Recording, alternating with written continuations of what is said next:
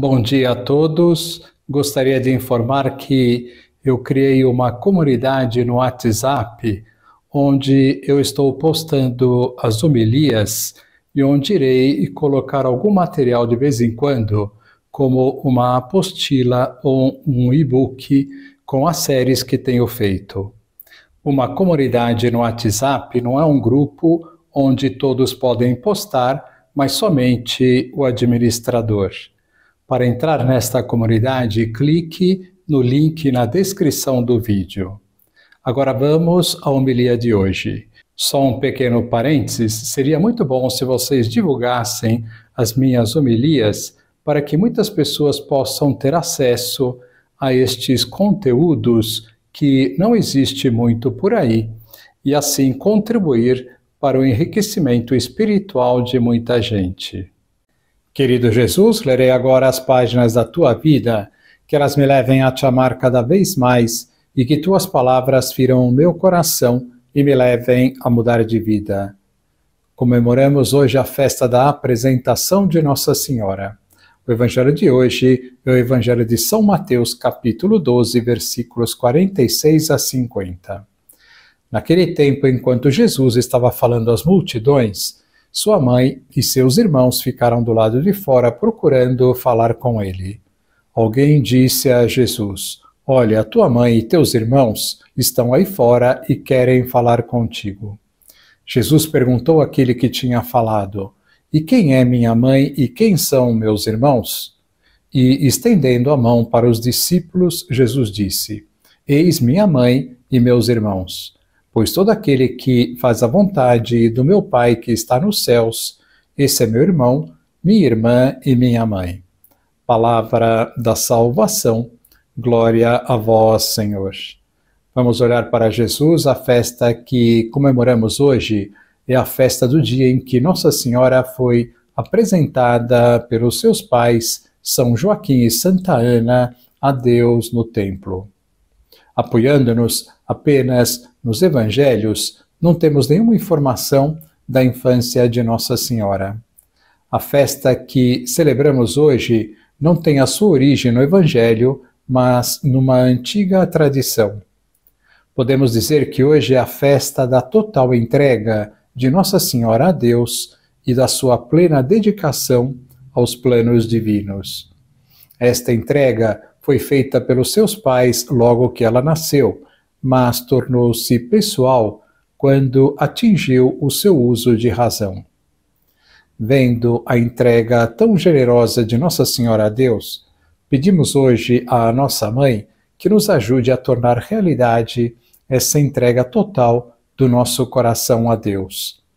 Ela nunca negou nada a Deus, e a sua correspondência à graça e às moções do Espírito Santo foi sempre plena.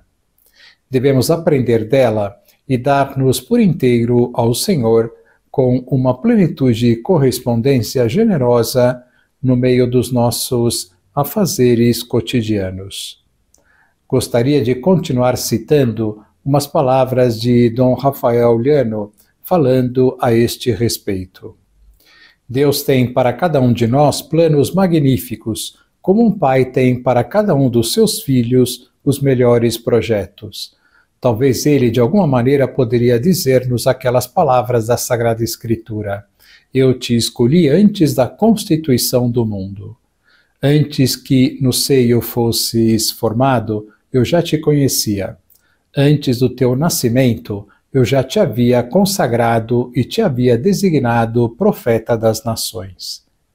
Ele, para explicar-nos esses planos, nos envia os seus emissários que transmitem a sua mensagem, acontecimentos, encontros, convites, exemplos, apelos, meditações, livros, e nós por acaso não os escutamos. Ele tem então que modificar o seu primeiro projeto. Já não é tão grandioso, mas este segundo projeto também pode não ser correspondido por nós. E assim, pouco a pouco, vamos perdendo a oportunidade de nos santificar. A história ideal, sermos porventura protagonistas de uma extraordinária aventura, termina convertendo-se numa historinha desconexa e medíocre. E, sem dar por isso, a grande sinfonia que poderia ter sido a nossa vida, a trocamos por uma marchinha de carnaval frívola e superficial. L'Allemand escreve: pode dizer-se com verdade que são poucas as pessoas que se mantêm constantemente nos caminhos de Deus. Muitos desviam-se sem cessar.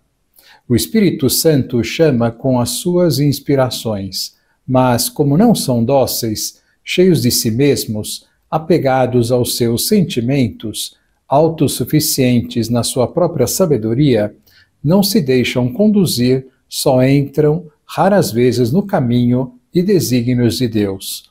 Assim avançam muito pouco, e a morte os surpreende, não havendo dado 20 passos, quando teriam podido caminhar 10.000, se não tivessem abandonado a direção do Espírito Santo. Há pessoas que não chegam à santidade porque um dia, num determinado momento, não souberam corresponder plenamente à graça divina. Nosso futuro depende, por vezes, de 2 ou 3 sims ou de 2 ou 3 nãos, que deveriam ter sido pronunciados no momento oportuno e não foram. A que alturas chegaríamos se nos decidíssemos dar esses grandes passos, se correspondêssemos a esses projetos divinos, e, no entanto, nos contentamos, por covardia, por comodismo, a dar passos de um pobre anão. E esse ser atrofiado em que se converte aquele santo em potencial, a partir de uma determinada idade, começa a sentir nostalgia de altura, morre de saudades desse grande amor que deixou perder-se nos pequenos regatos dos comodismos e das compensações gostosas. Ele talvez não tomara consciência que o aconchego mesquinho da horizontalidade apática, o luxo e o requinte sensual, o seguro anestesiante do dinheiro, fizeram o papel de tesouras trucidantes que vão recortando imperceptivelmente as asas dessa grande águia de altos voos que estava destinada a ser, para converter-se numa vulgar ave de curral capaz apenas de voos rasteiros. Mas, quando se aproxima a metade da vida, começa a experimentar dores nas asas cortadas e frustrações no coração mutilado. Consequências nefastas dessas contínuas infidelidades às inspirações do Espírito Santo. Algo por dentro parece que lhes diz: tu tens coração de águia e não te contentas em voar como galinha. Não contristemos o Espírito Santo. Não frustremos o nosso destino eterno. Os primeiros cristãos tinham um aforismo bem expresso: teme a Jesus que passa e não volta. Jesus passou apenas uma vez diante de Filipe para dizer-lhe: segue-me. E ele o seguiu. Uma vez somente passou diante do jovem rico e lhe disse: segue-me. E ele não o seguiu. Um foi um grande apóstolo, o outro um jovem triste que se perdeu na névoa da história e do qual nem conhecemos o nome. É por isso que os primeiros cristãos diziam: teme a Jesus que passa e que não volta, porque nessa passada está Jesus dando talvez uma única oportunidade irrepetível. Assim como passa Jesus, passa o Espírito Santo, e a nenhum dos dois podemos recusar, fechando a porta do coração. Se assim o fizermos, não podemos imaginar o quanto perderemos. Eis que estou à porta e bato. Se alguém me abrir, com ele terei um doce convívio.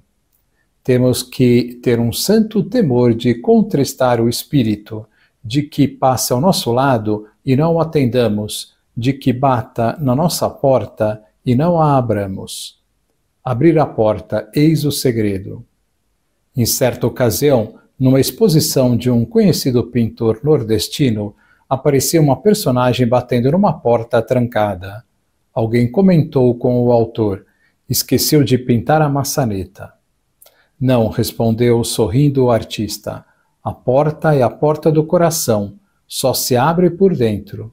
E quem está batendo na porta é o Senhor Jesus. O dispositivo para abrir a porta é o nosso livre-arbítrio, o nosso querer, a nossa determinação. Não podemos deixar a porta do coração fechada quando é o Espírito Santo quem chama. E muitas vezes não a abrimos por receio de perder a nossa autonomia, a nossa liberdade. Que absurdo ter medo de perder a liberdade ao abrir a porta para aquele que é a própria liberdade. Agora vos dou a bênção para este dia, a bênção de Deus Todo-Poderoso, Pai, Filho e Espírito Santo, esteja sempre convosco e permaneça para sempre. Amém.